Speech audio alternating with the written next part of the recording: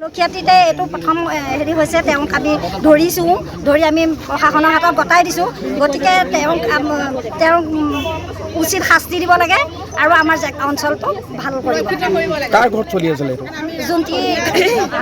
জুন্তি নাথৰ ঘৰত। তেখেতৰ পত্নীয়ে চলাই আছে। হয়, তেওঁৰ পত্নীগৰাকীৰ নাম কি আছিলে?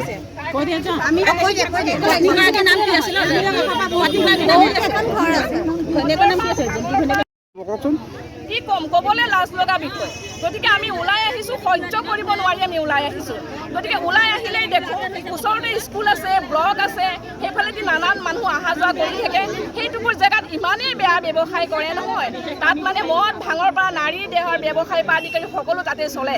গতিকে আমি গম পাইছোঁ, গম পাই আমি এইবিলাক নিমাত হৈ থাকিব পৰা নাই। আমি ওলাই আহিছোঁ, এই ব্যৱসায় বন্ধ হ'ব লাগে আৰু আমি চাই থাকিব নোৱাৰোঁ।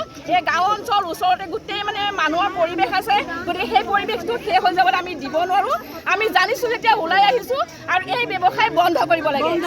আমি ইমান আমি কৈ আছোঁ আৰু কোৱাৰ পিছতো যেতিয়া মনা নাই, নামানাৰ কাৰণে আমি গোটেই সমদল হৈ ওলাই আহিছোঁ। প্ৰশাসনে কিবা ষ্টেপ লৈছে? প্ৰশাসনে ষ্টেপ লৈছে, তেওঁক ইতিমধ্যে এৰেষ্ট কৰিছে, ধৰিছে বুলি গম পাইছোঁ। আৰু ঘৰত এতিয়া তলা লগা অৱস্থা আৰু বহুত টকা ঘটিলে আৰু বহুত সৰু সৰু ল'ৰা ছোৱালী, কলেজৰ ল'ৰা ছোৱালী আহি তাত সোমাই থাকে। গতিকে ঋতুমণি দেৱী তেওঁক এৰেষ্ট হৈছে বুলি আমি গম পাইছোঁ।